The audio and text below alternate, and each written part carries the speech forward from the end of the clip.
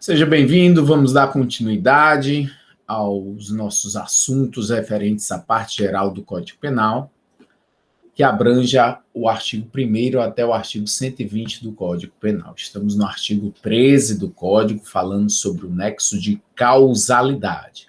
O nexo de causalidade é um dos elementos que compõem o fato típico. Nesse conceito tripartido de crime, entendendo que o crime, para existir, é um fato típico, antijurídico e culpável, o nexo causal está dentro do fato típico. Nós temos fato típico é o extrato, fato típico, e aí são componentes.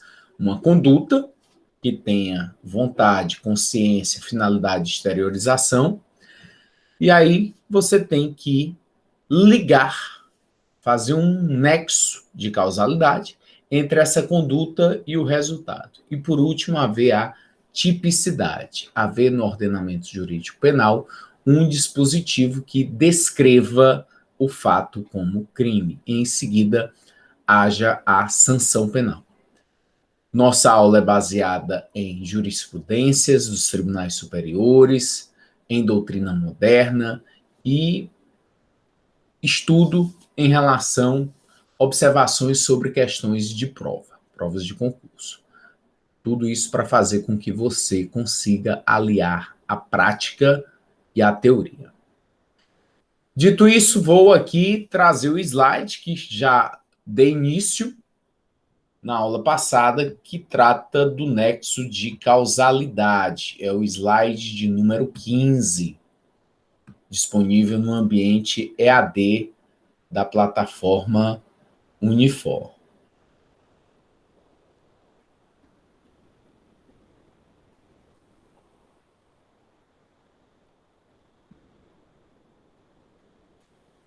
Nós começamos a ver o conceito de nexo de causalidade. Nexo causal é o elo concreto, físico, material e natural que se estabelece entre a conduta e o resultado naturalístico, por meio do qual é possível dizer se aquele deu ou não causa a este, causa-efeito. E aí a gente viu o exemplo do goleiro Bruno, como é que uma pessoa que está lá no Rio de Janeiro é possível fazer com que responda criminalmente, e aí ele foi condenado a uma pena de 22 anos de prisão. Como é que é possível fazer com que ele venha a responder a um crime que foi executado em Minas Gerais? Isso tudo é graças ao nexo de causalidade, uma forma que você tem de determinar que uma conduta é causa de um resultado. Você faz a ligação. Tirando a conduta, você não tem o resultado. Então, essa conduta foi relevante para a existência do resultado, portanto, ela é causa do resultado. Vimos também o artigo 13, no caput, diz o seguinte: a relação de causalidade, que é o primeiro dispositivo penal que trata da teoria do crime dentro do Código Penal. O resultado de que depende a existência do crime somente é imputável a quem lhe deu causa. Considera-se causa a ação ou omissão sem a qual o resultado não teria ocorrido. Veja que é uma questão de causa-efeito. Pela ação, a ação gerou um resultado. Sem essa ação, o resultado não teria ocorrido.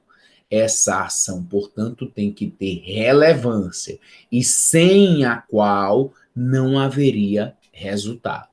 É simples. Ação, toda ação gera uma consequência, gera um resultado.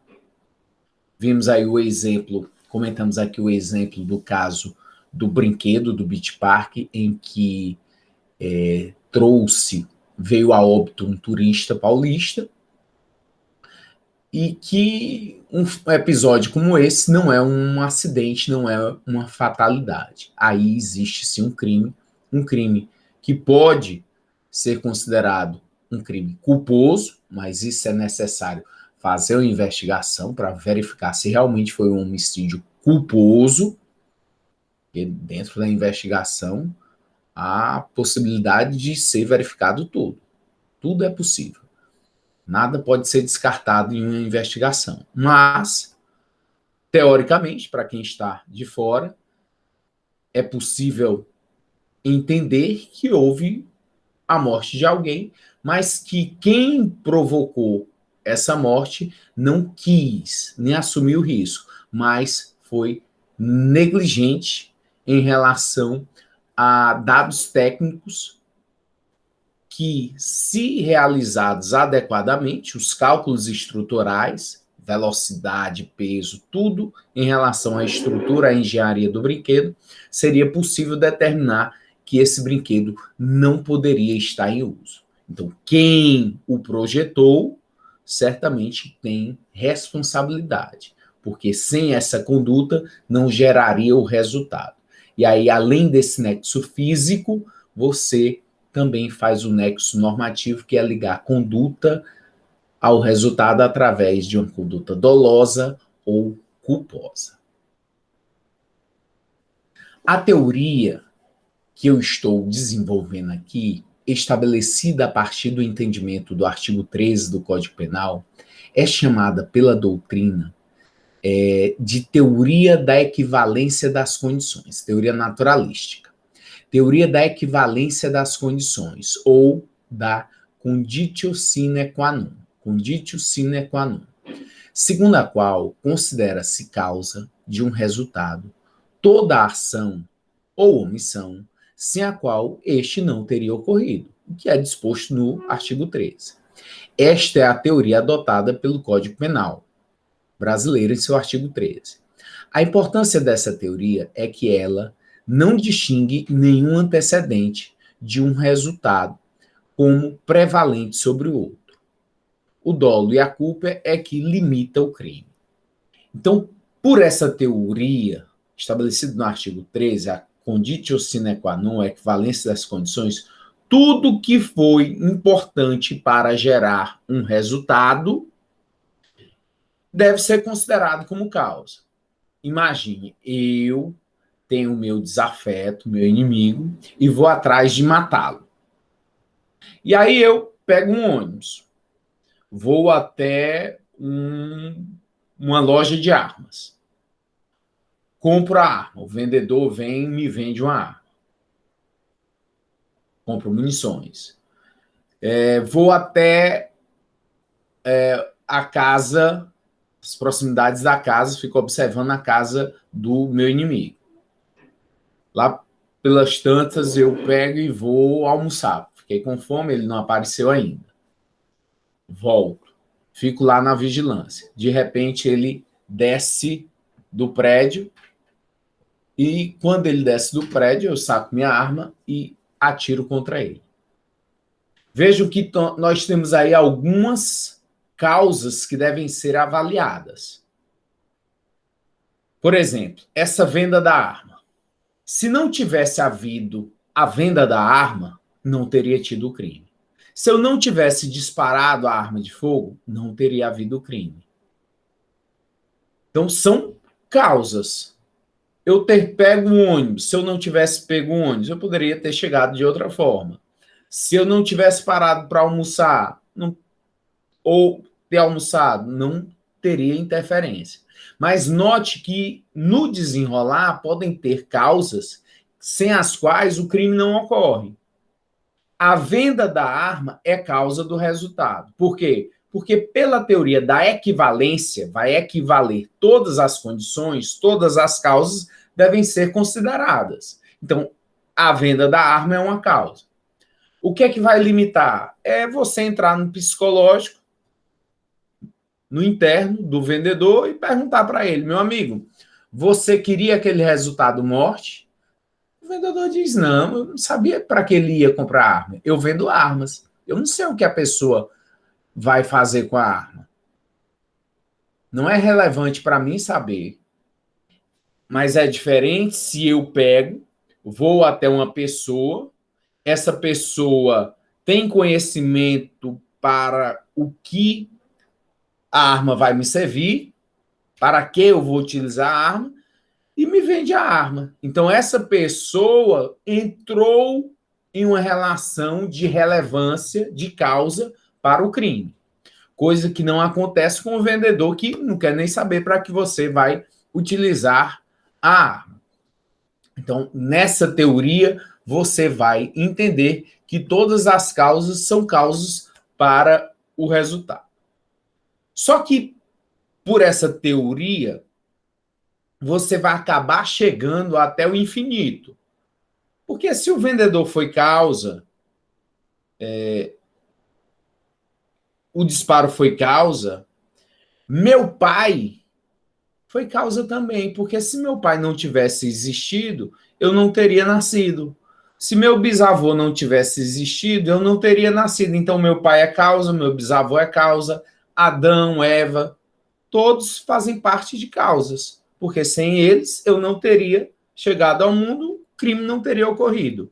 Ok, é por isso que existe a limitação ao dolo e à culpa. Você ligar a conduta do sujeito de forma dolosa ou culposa para o crime. Há um procedimento hipotético de eliminação que foi elaborado pelo Thierry, doutrinador Thierry. Ele trouxe esse procedimento hipotético de eliminação. Como é que acontece? A conduta deve ser mentalmente excluída, com a pergunta: se não fosse a conduta, o resultado teria ocorrido? Se a resposta for de que o resultado não teria ocorrido, significa que a conduta é causa. Caso a resposta seja de que, mesmo excluída a conduta, o resultado teria acontecido do mesmo jeito, a conclusão é que a conduta não é causa do resultado. Se com a eliminação hipotética chegar-se-á à conclusão de que a conduta do agente não é causa, significa que existe uma causa absolutamente independente da conduta. Nesse caso, quem realizou a conduta não cometeu o crime na modalidade consumada. Então é isso que eu estou fazendo aqui. É você proceder hipoteticamente à eliminação das causas. O vendedor de arma é causa do resultado? Depende. Se ele tinha conhecimento de que para o que era a arma, sim. Se ele não tinha esse conhecimento, se ele não sabia, se não tem como atribuir a ele dolo ou culpa, porque o crime de venda de arma ele é doloso, não existe a modalidade culposa. Então não há como impor ao sujeito o crime culposo em relação à venda de arma. E ele é um crime autônomo, não existe por si só. Mas não há como ligar o vendedor ao homicídio, dizer que o vendedor tem que responder por homicídio. Aí não é possível.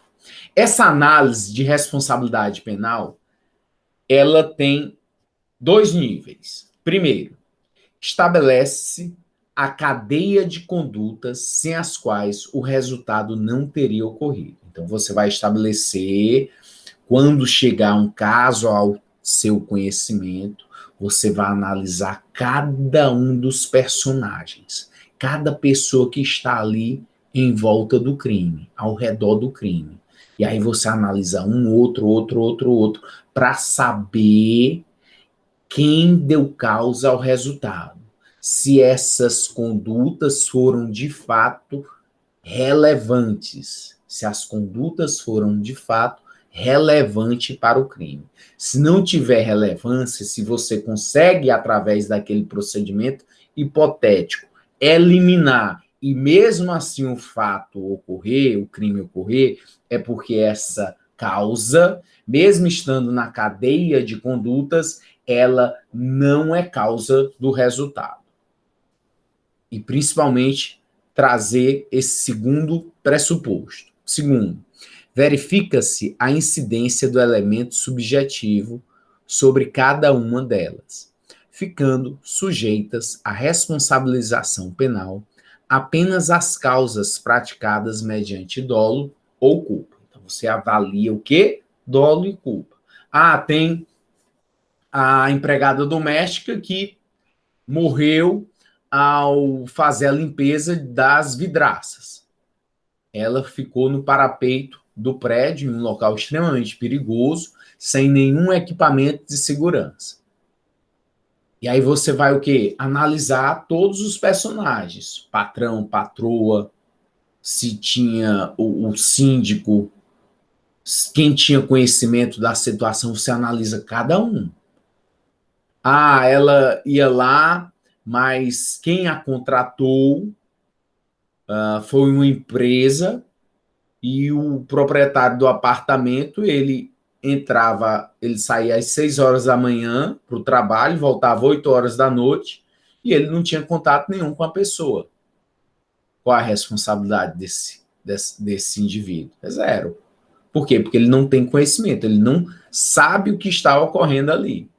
Mas a partir do momento que você vai atribuindo condutas e essas condutas ocasionaram um resultado, tem uma empresa que contrata os serviços de empregados domésticos.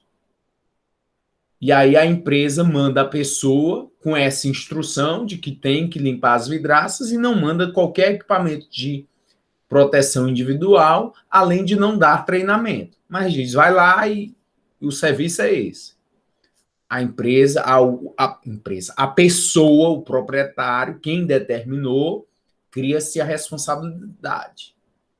O proprietário da residência, não adianta ele dizer, não, foi a empresa que mandou ela fazer isso. Eu fiquei aqui, parado, só olhando. Não, você tem a responsabilidade em detrimento do que você está presenciando. O apartamento é seu, a vidraça é sua, você fez um contrato e está ali a pessoa sob a sua responsabilidade nesse momento. E aí você vai atribuindo as causas e as concausas. Causa, o que é a causa, então? Causa é toda condição que atua paralelamente à conduta, interferindo no processo causal. Causa independente. Aí você vai analisar uma causa, outra causa, mais uma causa, você vai analisando tudo que está ali ao redor. Causa é o disparo de arma de fogo. Causa é eu ter comprado a arma. Causa é eu ter ido almoçar. Causa é eu ter pego um transporte público até chegar no crime. Aí você vai pegando as causas. Então, o que é causa? É toda condição que atua paralelamente à conduta final, foi eu ter dado um disparo de arma de fogo, mas tem outras causas que vão interferir nesse processo causal. A causa independente é aquela que refoge ao desdobramento causal da conduta, produzindo por si só o resultado. Então, você tem mais de uma causa e essa outra causa, você avalia as causas, tem uma causa e tem outra causa. E você vai chamar de causa independente aquela que vai que refoge ao desdobramento causal da conduta, produzindo por si só o resultado. A doutrina, ela vem e traz algumas classificações em relação às causas que são chamadas como causas absolutamente independentes da conduta do agente. E elas podem ser pré-existentes, vêm antes, concomitantes, estão ao mesmo tempo, e supervenientes, as que vêm depois. Vou trazer alguns exemplos aqui para facilitar o seu entendimento. Causa absolutamente independente. Primeira coisa que você tem que saber, que você tem mais de uma causa.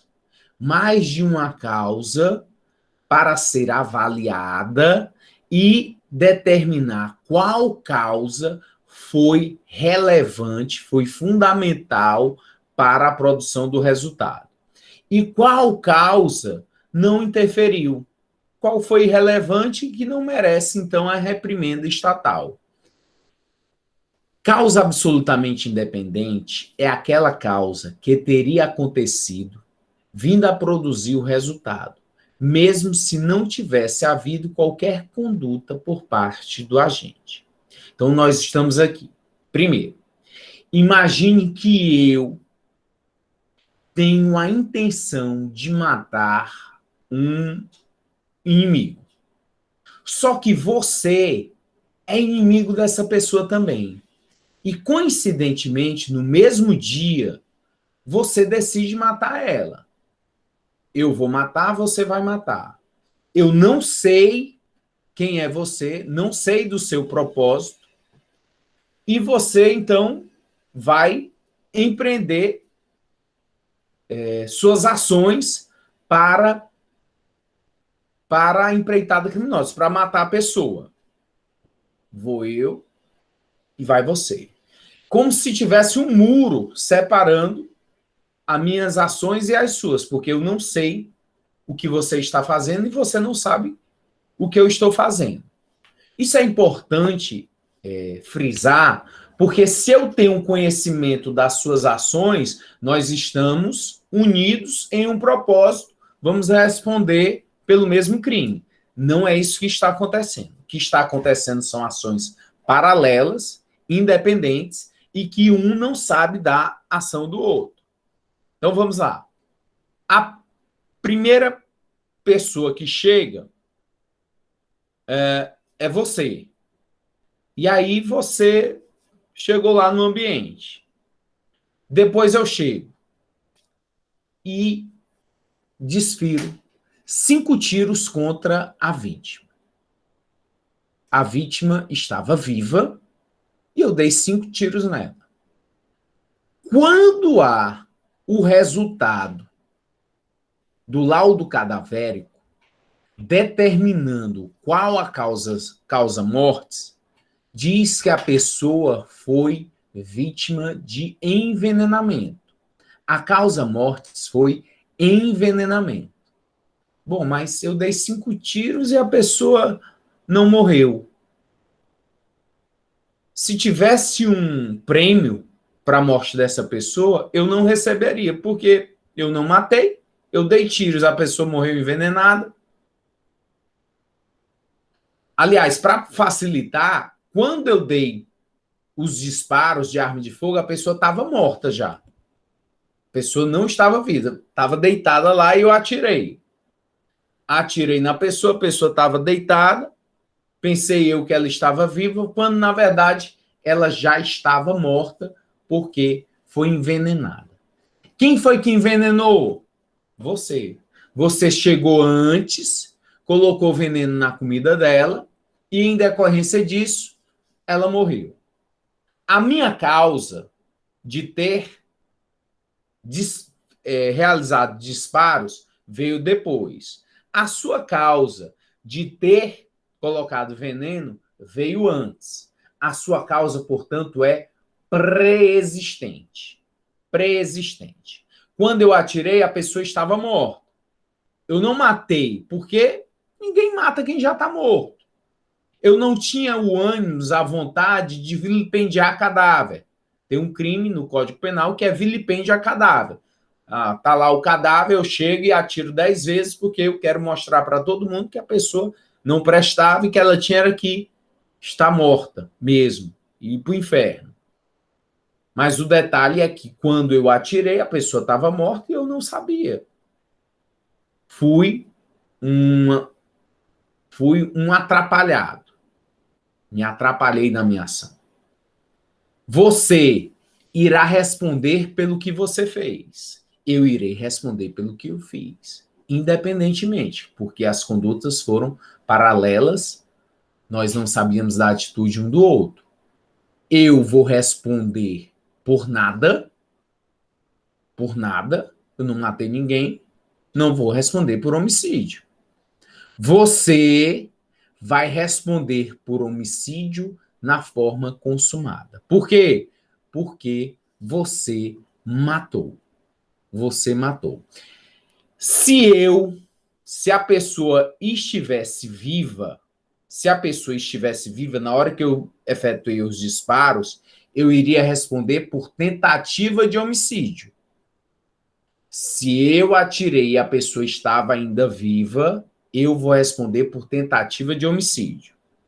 Você que matou, já que ela morreu envenenada, vai responder por homicídio na forma consumada. Note, são causas distintas. Um são os disparos, o outro é o veneno. São causas distintas, absolutamente independentes, porque uma não sabe da outra, e agindo de forma pré-existente. Uma conduta veio antes da outra. Uma conduta veio antes da outra. O envenenamento veio antes dos disparos de arma de fogo. Se a pessoa está viva, respondo por tentativa de homicídio. Se a pessoa está morta, não há como eu responder, mas quem responde pelo crime na forma consumada é quem envenenou, já que o laudo cadavérico apurou que a causa da morte foi o envenenamento. Outra possibilidade de causas absolutamente independentes da conduta do agente, mas que agora vão atuar de forma concomitante. O que é ser concomitante? É estar acontecendo no mesmo momento. São condutas absolutamente independentes porque uma não sabe da outra. Eu chego lá no inimigo e atiro. Só que nesse momento eu nem percebi, não visualizei, você já estava inoculando veneno na vítima. Eu não sabia da sua ação, você não sabia da minha, porque eram ações absolutamente independentes. Causas absolutamente independentes. Bom, morreu envenenado. Então é crime de homicídio consumado para você e tentativa de homicídio para mim, porque eu tentei matar ela através de disparos de arma de fogo e não consegui. Ah, morreu em decorrência dos disparos de arma de fogo. Eu respondo por homicídio consumado. Você vai responder por tentativa de homicídio. Professor, mas não conseguiu atingir o resultado? Sim, mas não foi em detrimento da sua ação. Como aqui nós estamos falando de causas absolutamente independentes da conduta do agente e agora de forma concomitante, traz por consequência você não responder, você só pode responder pelo que você fez. O que você conseguiu fazer com a sua ação? Não, eu tentei matar, mas ela morreu de outro, por conta de outra conduta, de outra ação, independente da minha. A última possibilidade em relação às causas absolutamente independentes, exemplo extraído da doutrina, são as supervenientes. É só você fazer a mudança do primeiro exemplo que foi posto. Agora, eu estou colocando veneno para a pessoa e vem você e atira nela. Eu vou responder por tentativa de homicídio, que foi o que eu fiz. Eu não matei porque ela não morreu envenenada. E você vai responder por homicídio na forma consumada. Você tentou matar e conseguiu. Homicídio consumado. Eu tentei matar e não consegui. São causas absolutamente independentes da conduta. O que a doutrina diz sobre essas consequências das causas absolutamente independentes? Elas acabam rompendo o nexo causal e o agente só responde pelos atos até então praticados. O resultado não pode ser atribuído ao agente. São independentes porque, por si só, produziram o resultado. O advérbio de intensidade, absolutamente, serve para designar que a causa não partiu da conduta, mas de fonte totalmente distinta. Agora nós vamos para o que a doutrina convencionou a chamar de causas relativamente independentes. Agora as causas não são absolutamente independentes, são relativamente independentes. Você vai ter mais de uma causa, você tem uma causa e tem outra causa. E uma causa vai interferir na outra. Há uma interferência. Então, não são mais absolutamente independentes. São agora relativamente independentes. É o artigo 13, parágrafo 1º do Código Penal. Causas relativamente independentes. Causa relativamente independente é aquela causa que somente tem a possibilidade de produzir o resultado se for conjugada com a conduta do agente, pré-existente, concomitante ou superveniente. Em regra, o agente responde pelo resultado. Vamos imaginar a seguinte situação. O indivíduo, ele tem o seu desafeto, eu tenho um desafeto, e quero matar ele. Minha intenção, meu ânimos é necante, ânimos de matar. Pego uma faca e dou uma esfaqueada nele. Essa facada que eu dei, embora com ânimos de matar, não seria suficiente para matar pessoas comuns. Mas esse sujeito, por uma especial condição de vida que tem, a hemofilia, ele acabou com aquele simples corte de uma facada, vindo a óbito. Eu quis matar? Sim. Eu consegui o resultado? Sim. Então você tem causa e outra causa. Qual é a minha causa? A facada. Qual é a outra causa? É a condição existencial do indivíduo que é pré-existente, que veio antes da situação de hemofilia. E aí somou uma soma de energias que fez com que houvesse o resultado. Causa relativamente independente. Não há o rompimento do nexo causal. A pessoa responde pelo resultado. Superveniência causal, causas relativamente independentes da conduta do agente, preexistente. A esfaqueia com ânimos de matar B, e esta lesão não seria suficiente para matar B, que morre por ser hemofílico. Responde por homicídio. Não há o rompimento do nexo causal. Superveniência causal agora de forma concomitante. Causa relativamente independente, agora que surgiu ao mesmo tempo. Lá em Fernão Dias, São Paulo, o executivo infarta e morre em assalto. O executivo Hiroshi Yamazaki, 59 anos, morreu de um infarto fulminante após sofrer uma tentativa de assalto na rodovia Fernão Dias, na região do Jaçanã, zona norte da cidade, na noite de anteontem.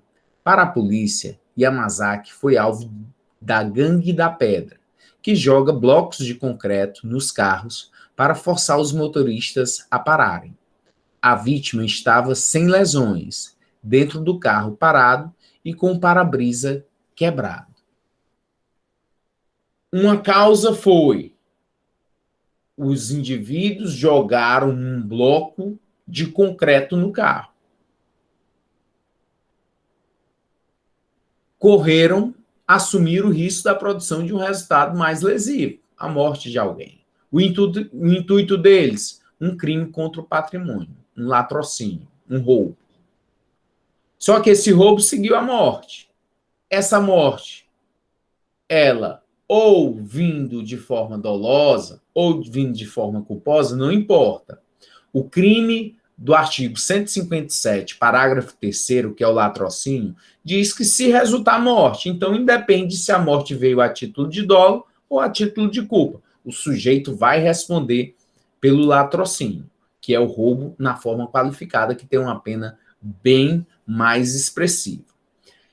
Notem que as duas causas vieram de forma concomitante. Uma, o roubo, a ação dos indivíduos, e um ataque cardíaco, um colapso que o sujeito teve. Teve um ataque cardíaco no momento. Vem um sujeito para te assaltar, com a arma em punho, você não teve treinamento para assalto, para ser assaltado, e aí você tem um piripá que morre.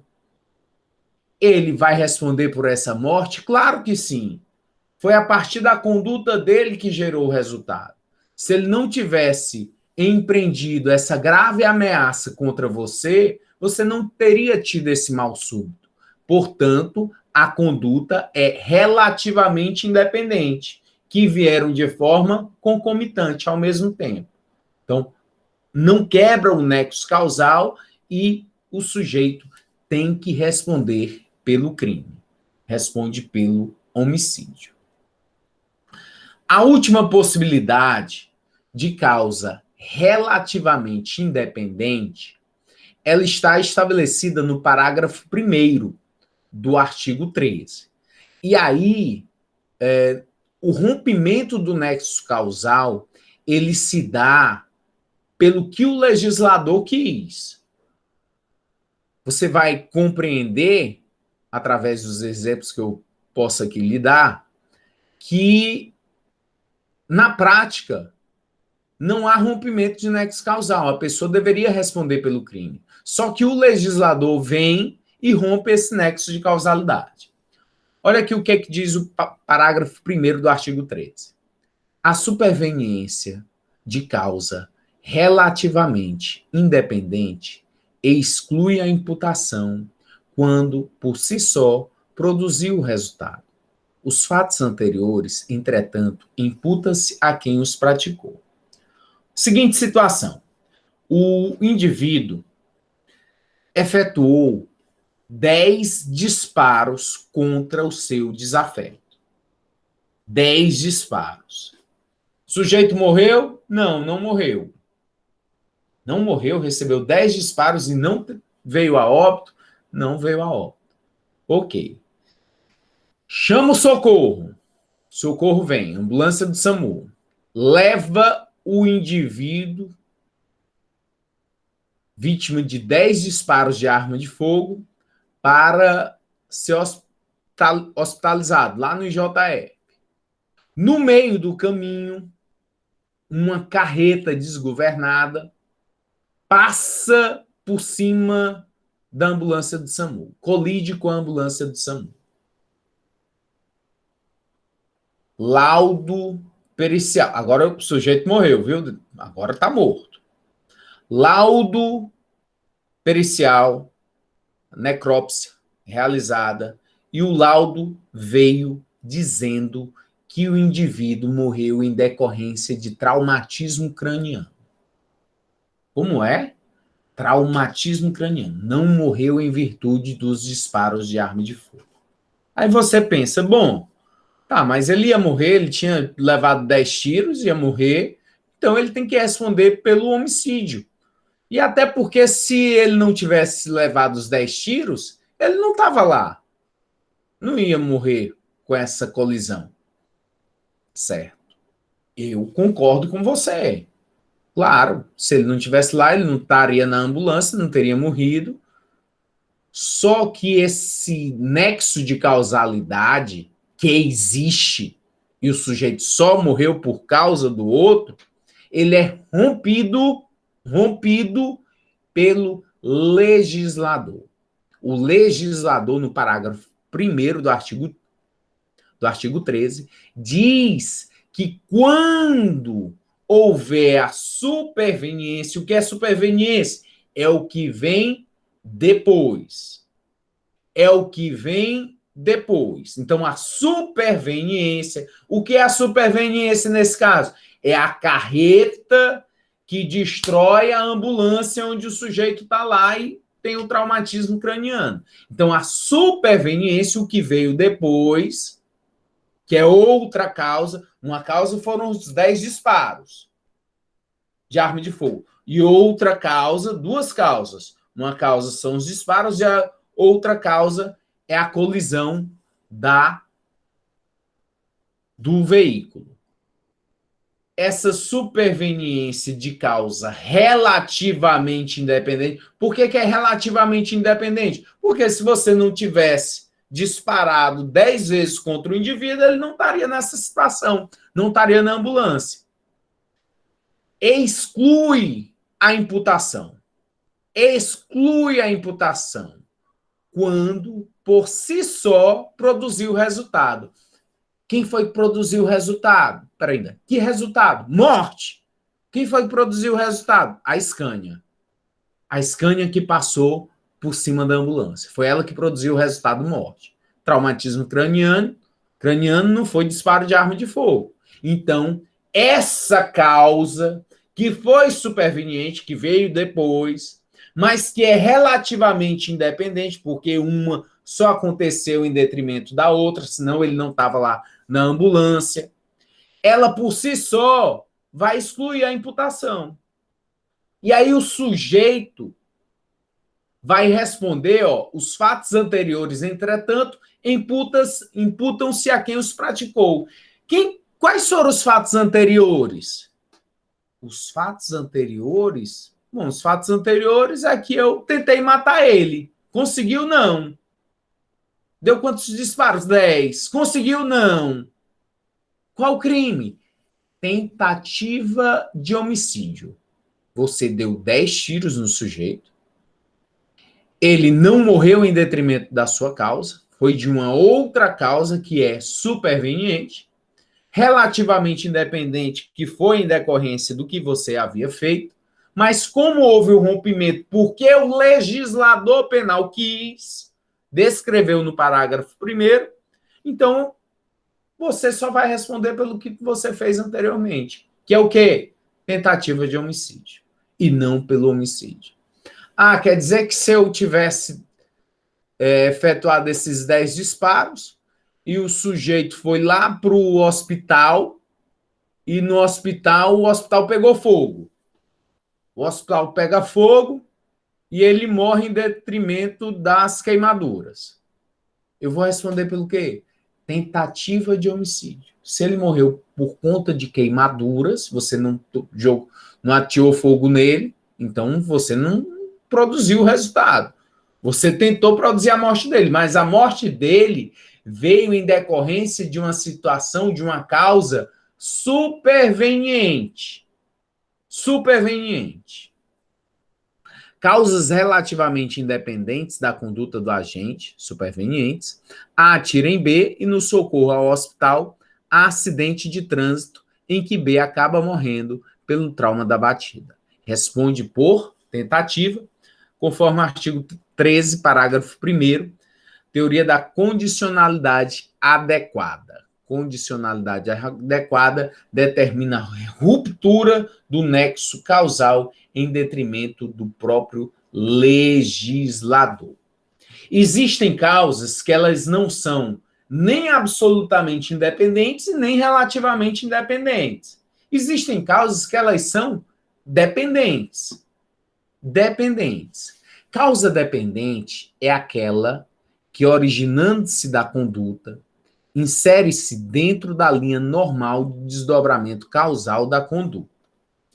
Quando o indivíduo efetua um disparo de arma de fogo contra outro, a pessoa não morre em decorrência do disparo, não. Há uma consequência lógica em relação a isso. Há uma perfuração no corpo do indivíduo, em órgão vital, produzido pelo impacto do projétil. Há uma lesão cavitária, aí desdobramento, a hemorragia interna aguda traumática, parada cardiorrespiratória até chegar à morte. Ah, não, mas o médico ele poderia ter salvo esse indivíduo. Ah, mas aonde ele levou o tiro, lá no município, não tinha estrutura de socorro, não tinha um hospital. Ah, o indivíduo levou o tiro e tinha que ser internado na UTI, mas todas as UTIs estavam lotadas por conta dos pacientes de Covid. Aí deixa de ser atribuído o homicídio para o indivíduo? Lógico que não. São causas dependentes. É o desdobramento normal da conduta praticada ter gerado o resultado. Ah, não teve um milagre. Tem gente que leva um tiro e milagrosamente é salvo. Ou leva um tiro e não morre. Vai explicar como é que a pessoa leva tiro e não morre.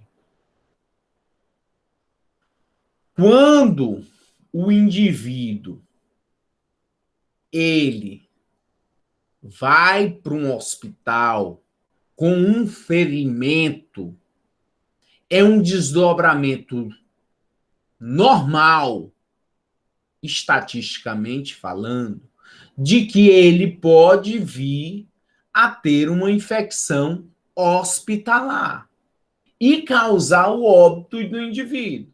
Mas é uma causa dependente, é um desdobramento da causa, desdobramento normal da causa da conduta. Então, não há o rompimento desse nexo de causalidade.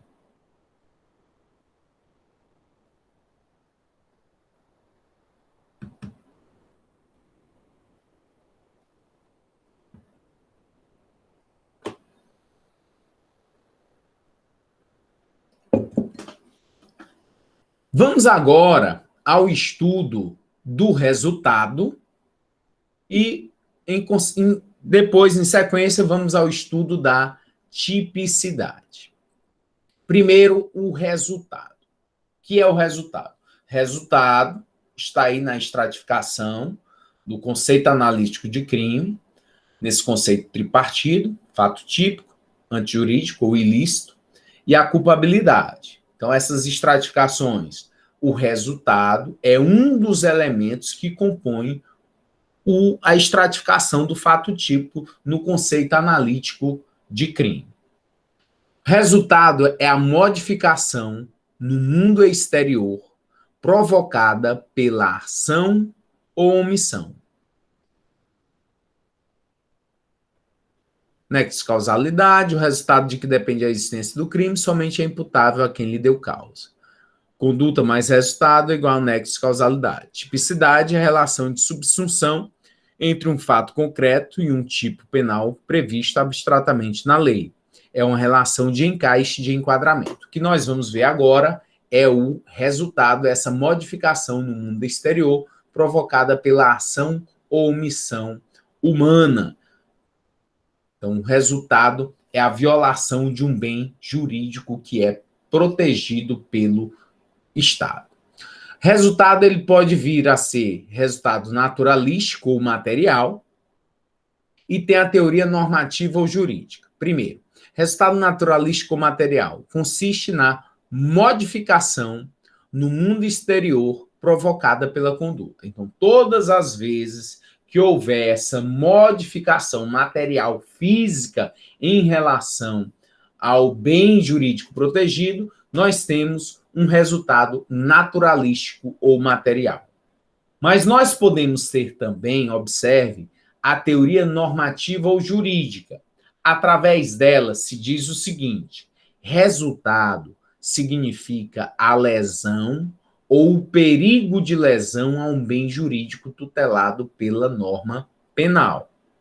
Em decorrência dessa teoria normativa ou jurídica, que ela acaba preservando os bens jurídicos. Então, quais são os bens jurídicos? É fácil. Só você analisar dentro do Código Penal lá os capítulos, os títulos. Aí tem crimes contra a vida, integridade física, patrimônio, liberdade sexual, honra, direito de autor. Então, todos esses são bens jurídicos.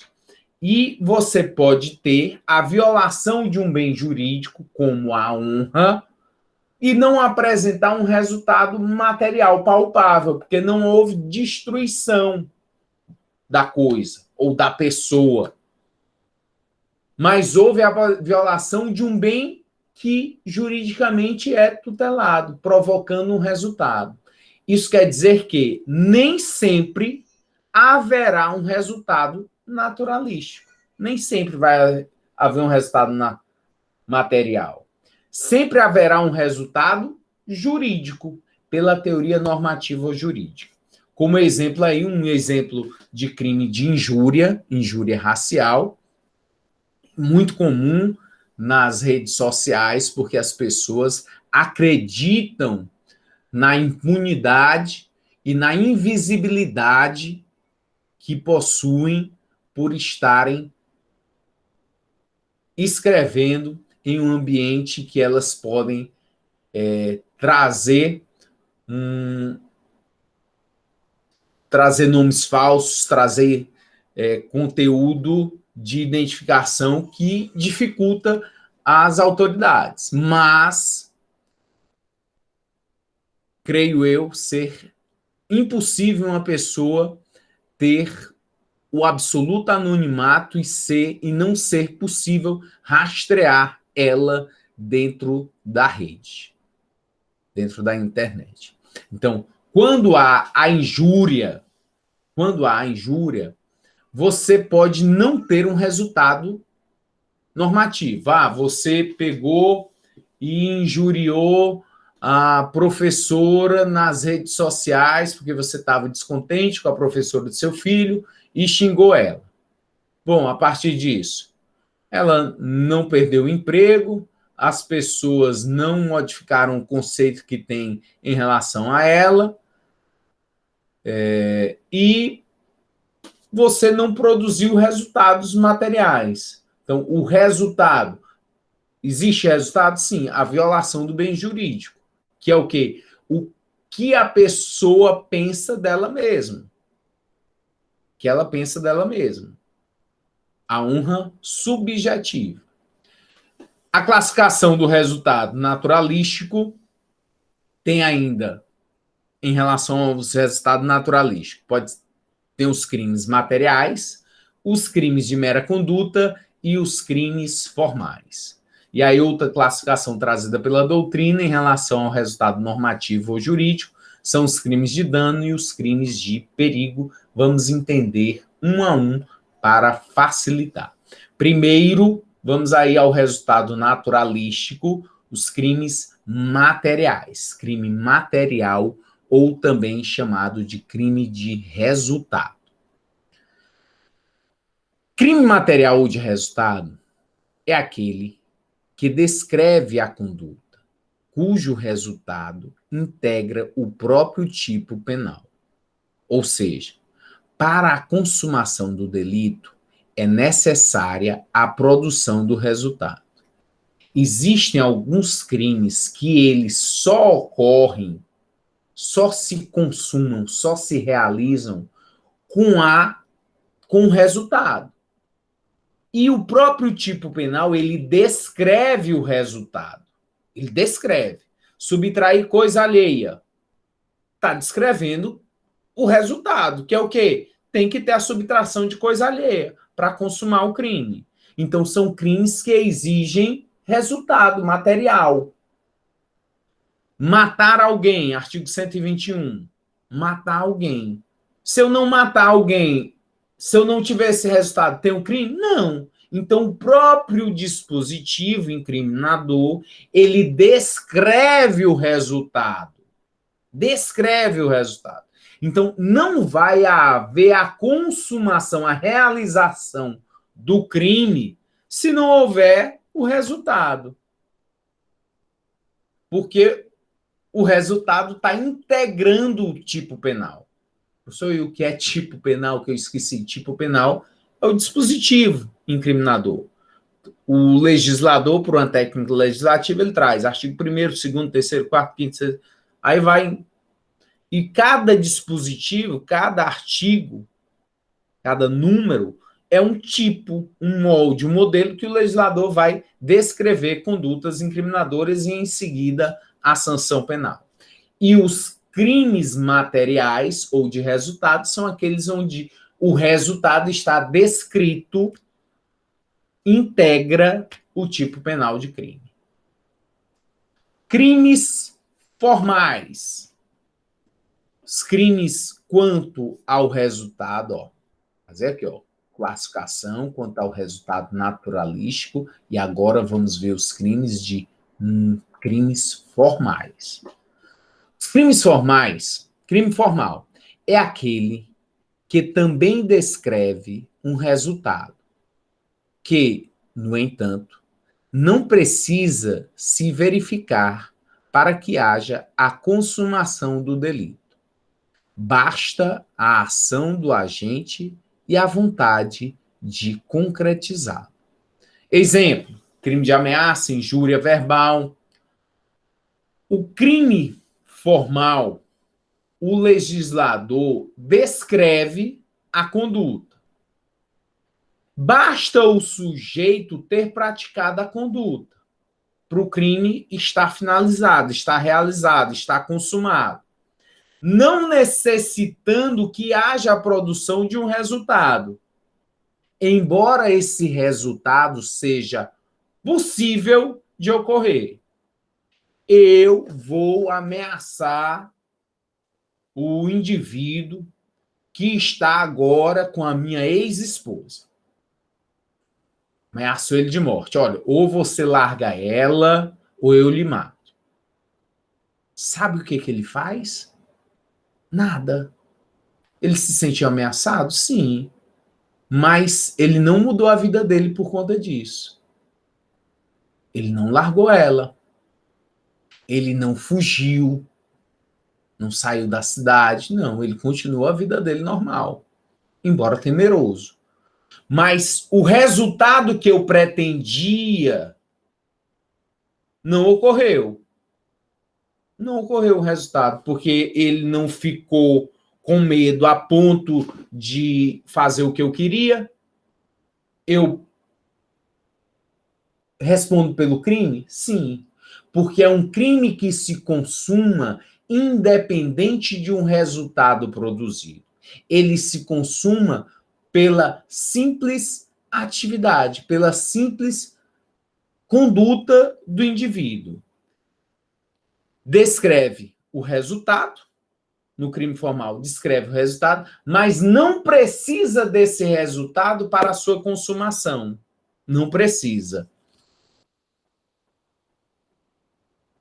Ok, outro exemplo de crimes formais, também chamados de crimes de consumação antecipada. O tipo penal descreve a conduta, mas não exige o resultado para fins de consumação. Artigo 159. Sequestrar pessoa com o fim de obter, para si ou para outrem, qualquer vantagem como condição ou preço do resgate. Pena reclusão de 8 a 15 anos. O crime de sequestro, de extorsão mediante sequestro, estipulado aí no artigo 159, é um crime que se consuma a partir do momento que há a privação de liberdade da vítima, mesmo que seja por um intervalo curto de tempo. A partir do momento que há o arrebatamento da vítima, que a vítima foi arrebatada, teve privada a sua liberdade, esse crime está sendo consumado, já está consumado. Professor, mas e o resgate, e o dinheiro? Bom, o dinheiro pode até vir a ser pago, mas o crime já foi, já existe, já está consumado o crime. Então, embora o legislador tenha descrito esse resultado como possível de acontecer, para o Código Penal, para o legislador, é independente, não importa.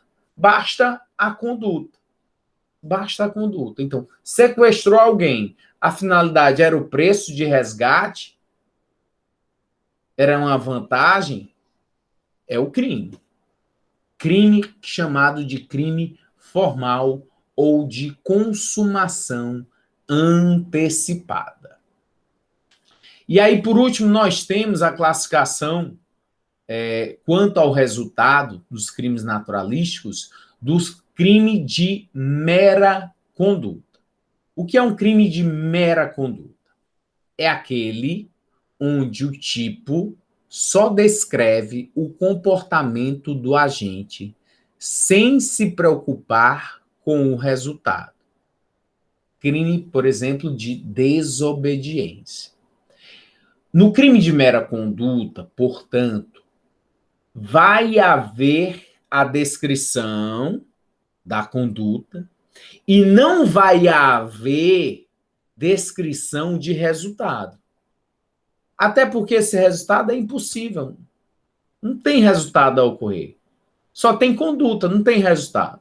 Olha aqui o crime de violação de domicílio, do artigo 150 do Código Penal. O que é que diz esse dispositivo? Artigo 150. Entrar ou permanecer clandestina ou astuciosamente, ou contra a vontade expressa ou tácita de quem de direito, em casa alheia ou em suas dependências, pena, detenção de 1 a 3 meses ou multa. Observe nesse artigo 150 do Código Penal que ele não fala, não trata sobre qualquer tipo de resultado. Ele só fala sobre conduta. Então você tem aí conduta e não tem especificação de resultado. Não fala nada de resultado. Então são crimes que ocorrem com a mera conduta. E resultado? Resultado é impossível de acontecer. Não vai acontecer resultado. Na desobediência, olha aqui, na desobediência, a pessoa desobedeceu uma ordem legal. Pronto, fiquei aqui parado, desobedeci. Não vai acontecer mais nada. Ah, o sujeito lá que violou o domicílio, agora ele pretende subtrair objetos. Aí é outro crime. Ele agora vai ameaçar alguém. É outro crime. Ele vai lesionar alguém. É outro crime. Mas a violação de domicílio, ela acontece com o comportamento, com a conduta do agente. Não tem descrição de resultado. Há crime sem resultado? De acordo com a teoria naturalística, isso ocorre nos crimes de mera conduta. Para a teoria jurídica, não há crime sem resultado jurídico, de modo que, se a ação ou omissão não provocou uma afetação, lesão ou ameaça de lesão, a algum bem jurídico penalmente tutelado, não houve crime. Crimes de mera conduta ou simples atividade. No tipo penal, não há resultado naturalístico, limitando-se a descrever a conduta punível independente de qualquer modificação no mundo exterior. Olha aqui o exemplo do crime de desobediência. Artigo 330. Desobedecer a ordem legal de funcionário público. Notem que não há menção a qualquer resultado descrito pelo legislador. Basta o quê? A conduta desobediente. Então, desobedecer a ordem legal de funcionário público. Não traz um resultado a mais. Não traz essa descrição. Portanto, é possível haver crime sem resultado, que são os crimes de mera conduta, de acordo com a teoria naturalística. E a teoria normativa, a classificação do resultado em relação ao resultado normativo, nós temos os crimes de dano e os crimes de perigo. Crime de dano são aqueles que pressupõem uma efetiva lesão ao bem jurídico tutelado. Homicídio, furto, então você tem que materializar, tem que danificar o bem jurídico tutelado de outra pessoa. Os crimes de perigo são aqueles que se consumam com a mera situação de risco ao bem jurídico. Exemplo, periclitação de vida e da saúde. Rixa. Rixa lá do artigo 137, periclitação da vida, da saúde, está lá depois do 130. Se subdivide em A, abstrato ou presumido, a presunção legal do perigo, omissão de socorro, é exemplo, lá do artigo 135. B, concreto, o perigo é comprovado através de laudo, é real, exemplo, periclitação de vida e da saúde. C, individual, são os que expõem a risco o interesse de uma só pessoa ou de um grupo limitado de pessoas. Exemplo do artigo 130 a 137. B, comum ou coletivo, são os que expõem a risco o interesse de número indeterminado de pessoas, estão do artigo 250 a 259. Olha o exemplo aqui do artigo 133, que até vimos na aula passada, abandono de incapaz. Abandonar pessoa que está sob seu cuidado, guarda, vigilância ou autoridade, e por qualquer motivo incapaz de defender-se dos riscos resultantes do abandono. Pena de detenção de 6 meses a 3 anos. Nós vimos que quando há o abandono de incapaz e há o resultado morte ou lesão corporal de natureza grave, esse crime tem uma pena aumentada no seu patamar mínimo, no seu patamar máximo. Então, os crimes de perigo, eles estão, e alguns doutrinadores, eles divergem, entendem que não deveriam ter os crimes de perigo, só deveriam ter os crimes que concretamente você possa trazer uma afetação ao bem jurídico de outro, que você cause dano, que você concretize a violação. E aí você tem,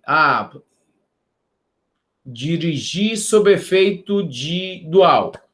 O sujeito está embriagado, dirigindo veículo automotor. Bom, mas ele estava zigue-zagueando, ultrapassou o limite de velocidade, bateu colidiu com alguém, não fez nada, então não deveria ter o crime, porque o legislador está incriminando o perigo. O que é o perigo? É a probabilidade que há em relação a haver um resultado lesivo. Isso é o perigo. Porte de arma de fogo. O que tem eu estar com a arma de fogo andando pelas ruas? Mesmo que eu não tenha autorização do Estado. Por que isso é crime? Eu não saquei a arma, não apontei para ninguém. Por que é crime? Mas é o perigo, é a probabilidade. Já que o Estado não consegue diminuir a violência e criminalidade, ele vai para as condutas antecedentes, como é o caso da arma de fogo, o porte de arma.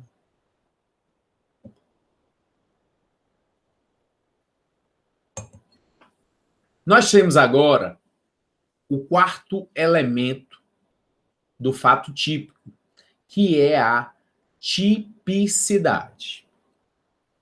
Tipicidade decorre do princípio da legalidade, que preconiza que um fato somente pode ser considerado crime se há lei anterior que assim defina. Então, para haver um crime, é necessário uma definição, que haja a descrição da conduta. Isso está para o princípio da legalidade. Um tipo penal que vai dispor, que vai descrever o fato que aconteceu em concreto. Quando o fato em concreto ele se amoldar perfeitamente ao que o legislador descreveu, você vai dizer que houve uma adequação típica, que houve tipicidade em relação à conduta. Por quê? Porque o legislador descreveu como crime condutas dessa natureza. Os tipos penais são modelos de conduta. Descrições abstratas que reúnem os elementos essenciais para se considerar um fato humano como crime. Olha aqui o exemplo da lei que trata... houve uma alteração no ano passado, que foi a Lei Sanção. A Lei Sanção é a Lei 14.064 de 2020. Ela alterou o artigo 32 da Lei Ambiental. O que diz o artigo 32? Praticar ato de abuso, maus tratos, ferir ou mutilar animais silvestres, domésticos ou domesticados, nativos ou exóticos. Note pelo dispositivo, pelo que eu li, Não há a conduta como criminosa do indivíduo que abandona o animal. Ah, você passa lá pela Unifor e você vê uma placa dizendo: abandonar animal é crime. Não é bem assim. Depende. Tem que ser casuísta, tem que verificar caso a caso. Mas somente o fato de eu pegar e abandonar o animal não é crime. Imagine aí, eu tenho um cachorro, não estou desempregado, não tenho mais como estar arcando com as despesas, com as rações, com o veterinário. Aí eu pego esse cachorro, bato na sua porta e vou embora. Coloquei lá o cachorro na sua porta, deixando bilhete ou não, mas eu coloquei o cachorro lá. Abandonei o cachorro, abandonei. Maltratei o cachorro, não. Eu coloquei na porta de uma pessoa que eu sabia, acreditei que iria cuidar bem dele. Deixei lá para você, mesmo não lhe avisando. Cometi crime. Para haver crime, há de haver tipicidade. E o que é tipicidade? O fato tem que estar descrito, definido na lei como crime. Então vamos lá, o artigo é esse aqui, ó. É o 32 da lei ambiental. Praticar ato de abuso, eu fiz isso, um ato de abuso, só o fato de abandonar, não. Não foi um abuso porque eu deixei na porta de uma pessoa que eu sabia que ia cuidar. Eu não iria abusar jamais desse meu animal. Simplesmente não tenho condição de cuidar mais e vou deixar com a pessoa que o tenha. Mesmo ela sabendo, eu acreditando. E se ela não cuidar, aí vai ficar difícil, mas eu não tenho mais como cuidar. Praticar ato de abuso, maus tratos, ferir ou mutilar animais silvestres, domésticos ou domesticados, nativos ou exóticos. O que você não pode é colocar o animal, abandonar o animal em um local de risco. Vou deixar o animal, vou abandonar o animal na BR, onde há um intenso tráfego de veículos. Tráfego de veículos. Posso fazer isso? Não, estou colocando em risco.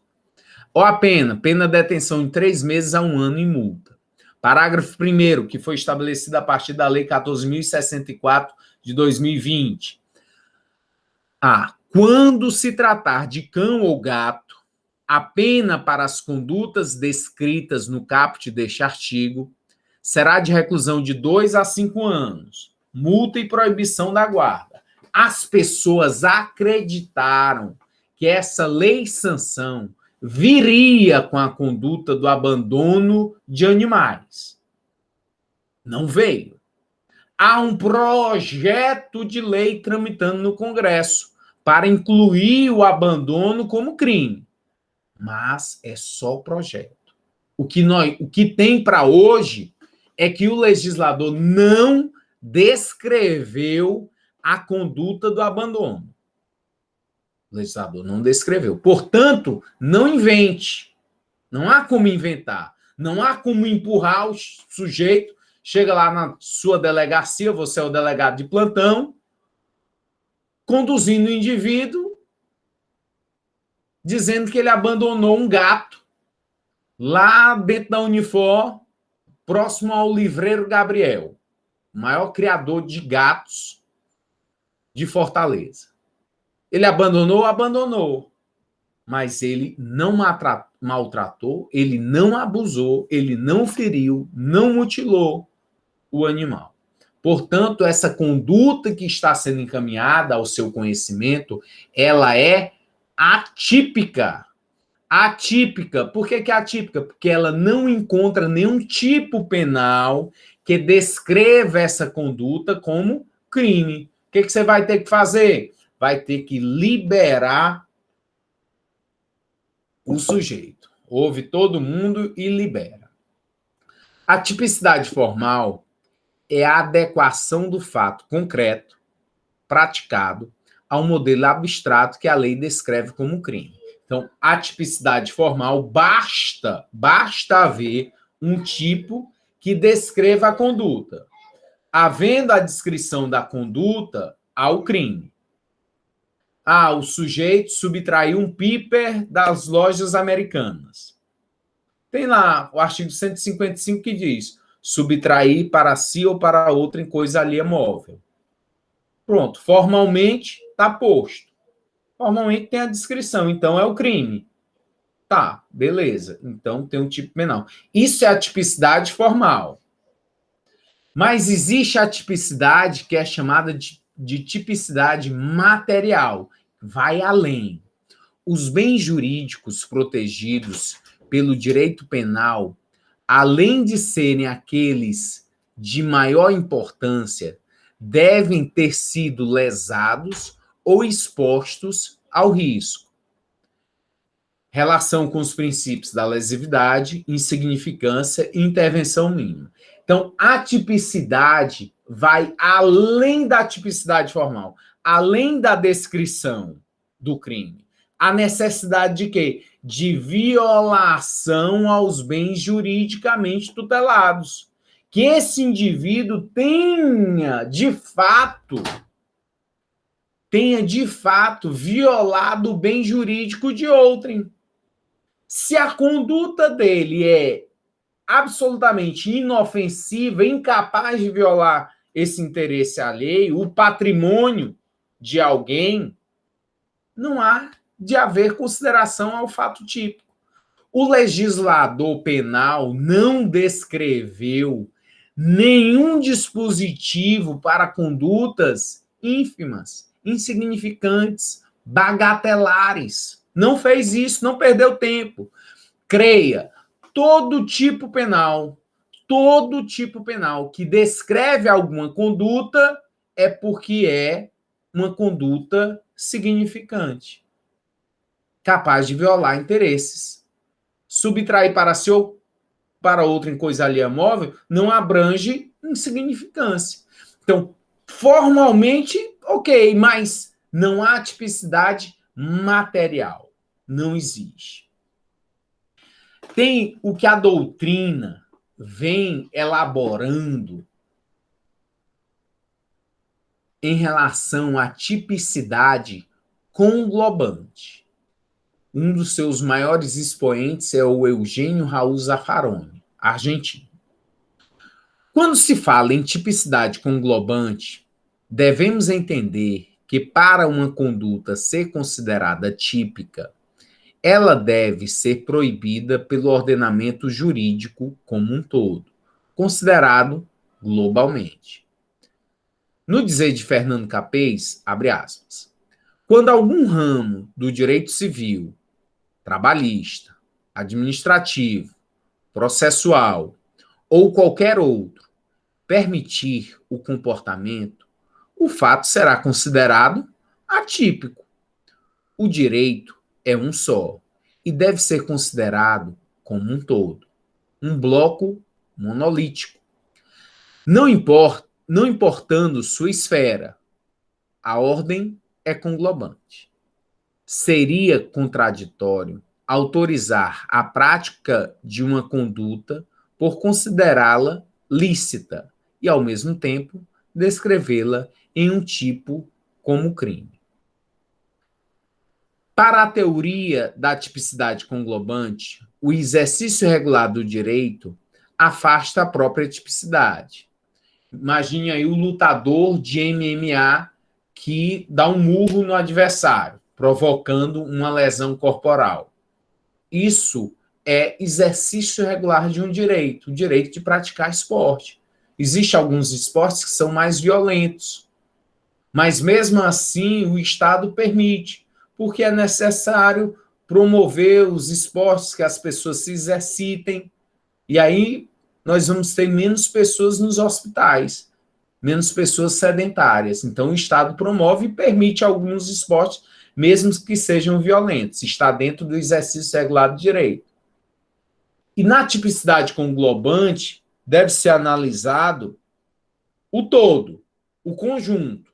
Então, analisa-se conduta, nexo causal, resultado, tipicidade, analisa-se legítima defesa, estado de necessidade, exercício regular do direito, estrito cumprimento do dever legal, vai analisar um todo. Os casos de estrito cumprimento do dever legal também excluiriam a própria tipicidade, o carrasco que mata o condenado. Então, pela tipicidade conglobante, vai trazer tanto a tipicidade formal quanto a tipicidade material. Funções do tipo penal. Segundo a doutrina, o tipo penal ele acaba tendo funções, trazendo funções. Quais seriam as principais funções de utilização do tipo penal? Função seletiva, de limitar e individualizar as condutas penalmente relevantes. Então, o legislador vai selecionar, lembre lá daquele princípio da fragmentariedade, onde o legislador vai trazer apenas aquelas condutas mais importantes, aquelas condutas que realmente elas possam trazer um mal à sociedade. Então, para trazer a paz social, vamos selecionar as condutas mais importantes e assim a gente limita e individualiza as condutas penalmente relevantes. Não vamos fazer sobre tudo. Tem lá o trânsito. No trânsito, vamos eleger aqui o que é mais importante. Lesão corporal, homicídio, embriaguez, racha, tudo isso o legislador vem e descreve. Mas existem outras condutas, estacionar em local proibido, ultrapassar o limite de velocidade, são condutas que podem ser solucionadas pelo direito administrativo, então vamos ter a função seletiva do tipo penal. Função motivadora, fazer com que os destinatários se motivem a se abster de práticas de condutas tipificadas. Ou seja, vamos, através da criação de tipos penais, fazer com que as pessoas elas não venham a praticar crimes, a não praticar essas condutas, porque elas sabem que poderão vir a ser punidas, porque o legislador está descrevendo a conduta e, em seguida, combinando penas. Função de garantia. Traz o ideal de segurança jurídica que o princípio da legalidade busca fornecer. Garante que somente aqueles comportamentos que têm tipicidade, que se ajustam perfeitamente, podem ser punidos. Então, é uma garantia do cidadão contra as injustiças, contra o poder absoluto do próprio Estado. Eu tenho o direito penal com uma garantia. Está aqui, minha garantia. A segurança jurídica. Somente o Estado vai poder me punir se o que eu pratiquei estiver descrito aqui. E também a punição somente poderá vir a ser a que está definida aqui, o tipo de pena. Então, isso traz a garantia do Estado para com o cidadão. Função indiciária da ilicitude. De certa maneira, é uma função processual, muito próxima à função selecionadora, com a diferença de enfatizar o fato de que, em certas circunstâncias, a pena não será aplicada, ainda que tenha havido a conduta típica. Exemplo: havendo homicídio, o processo criminal já pode ser instaurado. Assim, se tratar de legítima defesa, isso será discutido durante o processo.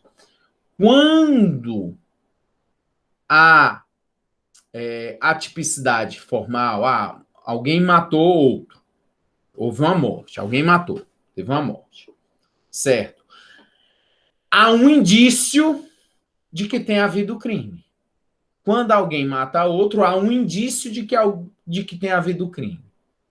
Porque o crime não é só o fato típico.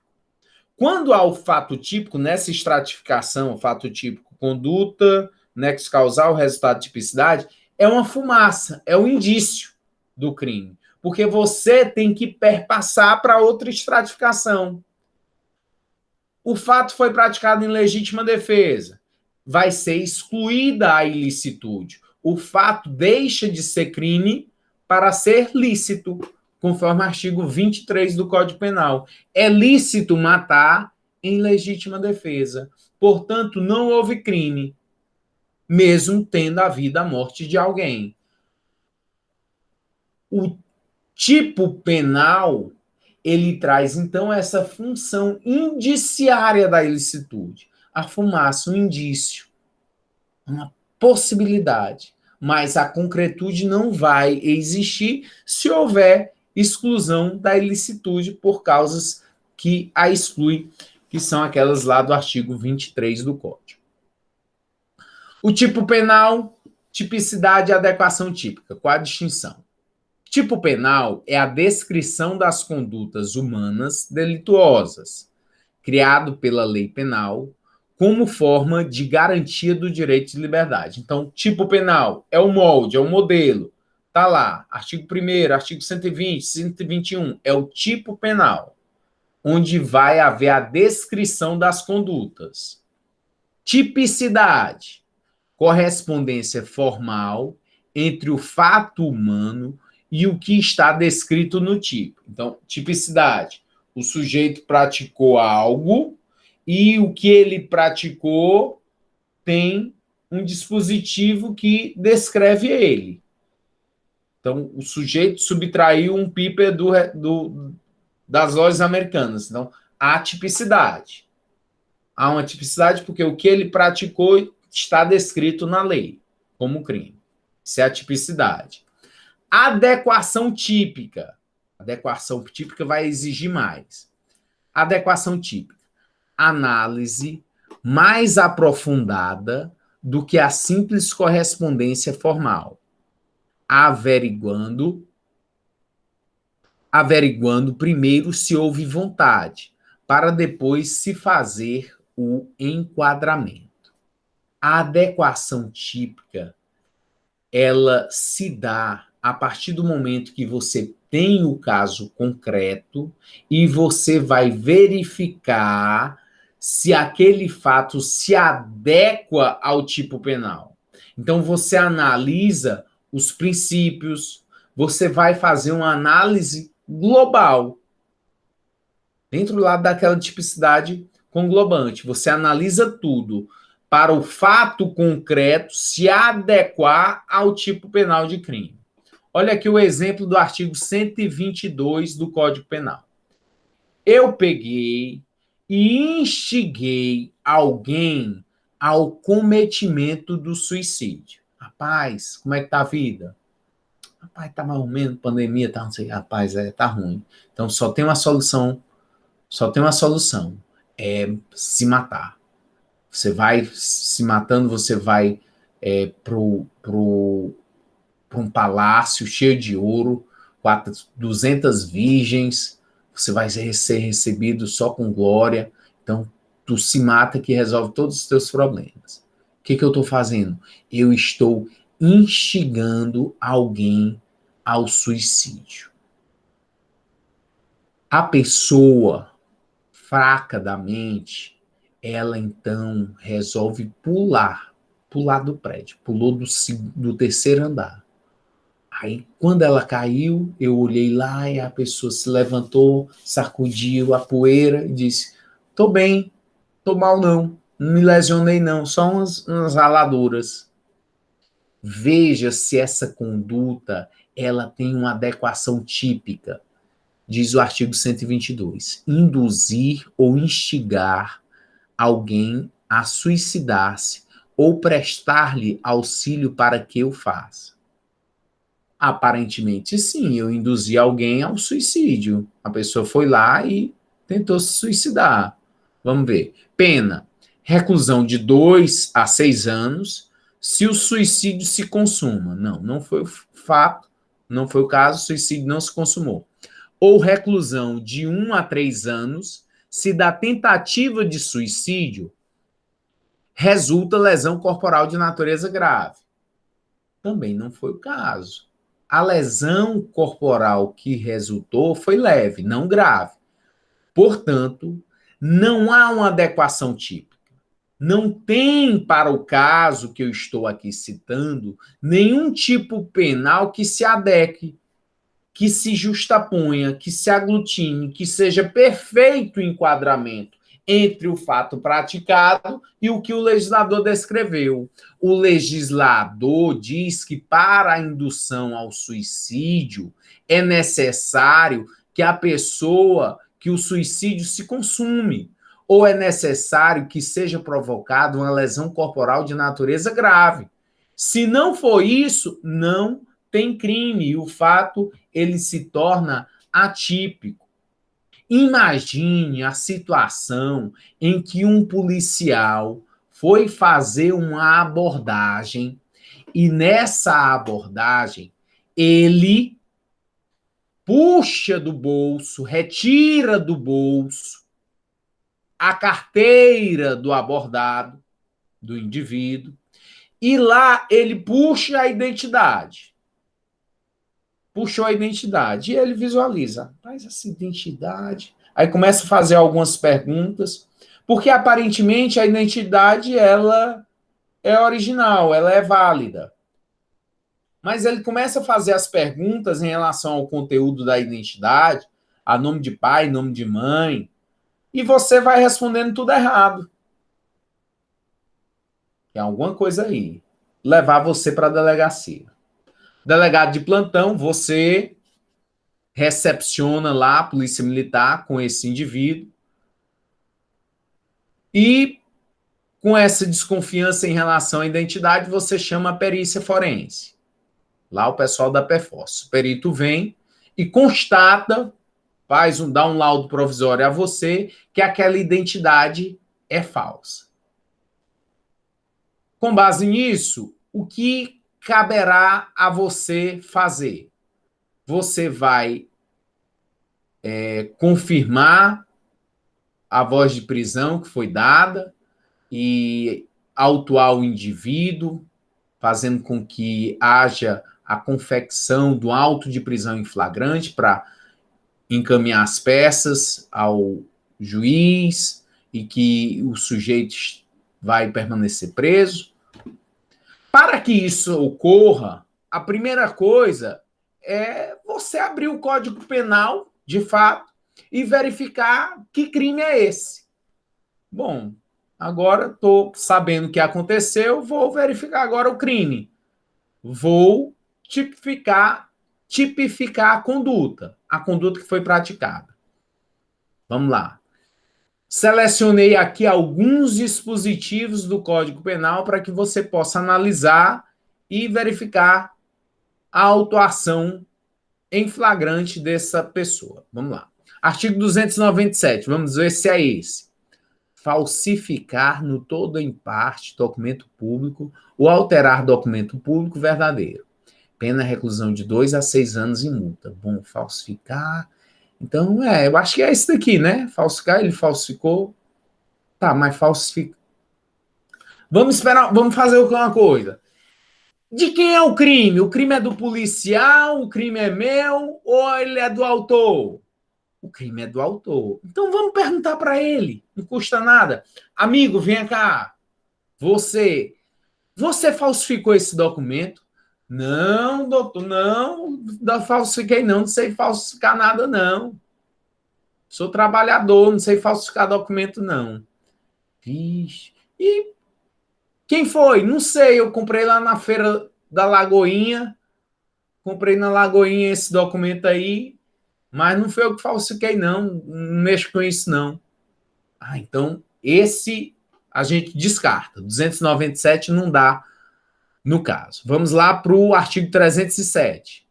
Atribuir-se ou atribuir a terceiro falsa identidade para obter vantagem em proveito próprio ou alheio ou para causar dano a outro. Pena de detenção de 3 meses a 1 ano ou multa, se o fato não constitui elemento de crime mais grave. Aí, então agora sim. Policial, ele atribuiu, ele se atribuiu essa identidade aqui? Não, doutora, ele não disse que era isso daí, não. Eu simplesmente peguei da bolsa dele, peguei no bolso dele, peguei a identidade e comecei a perguntar as coisas.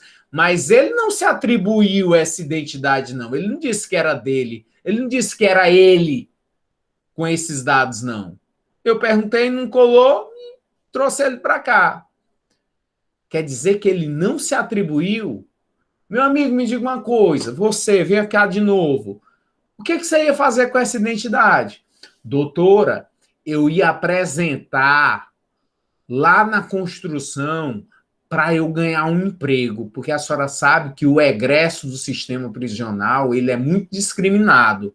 E aí, por força disso, eu achei que não iam me dar emprego e eu fui na Lagoinha para pegar essa carteira. Quer dizer que você ia se atribuir essa falsa identidade? Era, doutora. Cara, mas espera aí. Isso é futuro. Eu não posso incriminar alguém pelo que ela ainda vai fazer. Eu não posso ir para o futuro. Eu tenho que saber aqui. Então você não se atribuiu? Não. Vamos aqui para o 308, porque o 307 não deu certo. 308.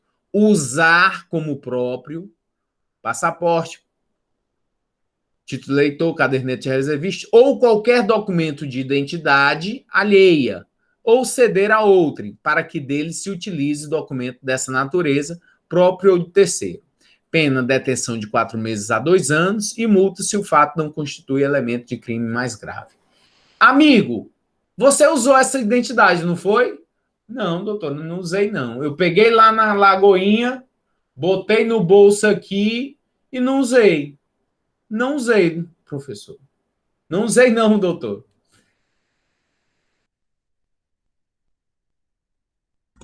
Professor, o senhor desligou o microfone.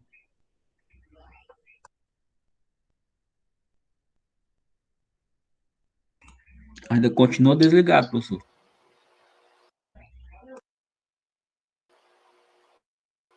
O professor está desligado o microfone.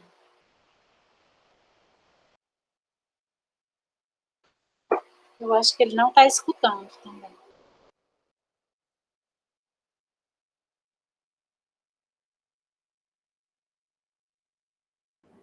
Ok. Portar identidade falsa não é crime. Não há no Código Penal um tipo penal que descreva posse de identidade falsa. O que está descrito é usar a identidade falsa. Não é o caso. Sabe o que acontece em casos como este? Você vai ter que liberar o indivíduo, porque não há crime. Não há crime porque o fato é atípico. Não há uma adequação típica no Código Penal. Não há um tipo penal que descreva essa conduta. E a você, operador do direito, você não pode dar um empurrãozinho. Vai, empurra, empurra que encaixa, vai que dá certo. Não pode fazer isso, sob pena de ferir o princípio da legalidade, que diz que para haver o crime há de haver a definição legal. Você, como delegado de polícia, vai ouvir todo mundo e vai liberar um sujeito, instaurar um inquérito policial para apurar falsificação de documentos públicos que estão ocorrendo lá na Lagoinha. Pegou já o testemunho de alguém que obteve esse documento e aí você vai atrás de provas. Professor, Okay? Alguém quer fazer um questionamento? Tiago? Oi, sou eu. Primeiro é que infelizmente, aqui a minha internet estava um pouco ruim, professor, aí eu acabei perdendo assim, algumas partes da aula, mas nesse ponto que o senhor estava falando, eu tenho uma dúvida.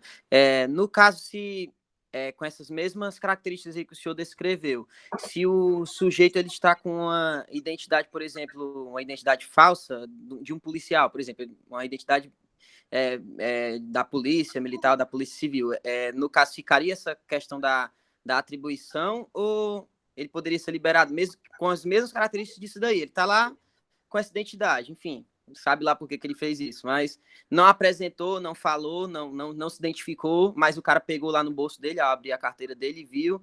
E aí, como é que o delegado ali, ele como é que ele vai descrever essa situação assim? Tiago, excelente colocação. O delegado desse caso, ele poderá verificar se é possível o enquadramento dentro do tipo penal do artigo 180 do Código, que é a receptação. Então, se esse documento, o delegado vai checar para verificar como esse documento chegou até ele. É um documento extraviado que o policial perdeu, ou foi um documento roubado, onde o policial foi vítima de um roubo. Então, isso daí é necessário checar e verificar o que realmente tenha acontecido, né? Casuisticamente, caso a caso, para ter a exata noção do que possa ter acontecido. E, às vezes, você, a partir de uma situação como essa, você instaura um inquérito para apurar outras circunstâncias. Apesar desta não constituir um crime, mas a partir dela há indícios, há elementos para se perquirir outras situações que possam ser consideradas como criminosas. Aí sim. Queria continuar, mas pelo avançado da hora e para não permitir que vocês percam a próxima aula, finalizo por aqui. Excelente noite e até a próxima aula na quarta-feira. Forte abraço. Boa noite, professor.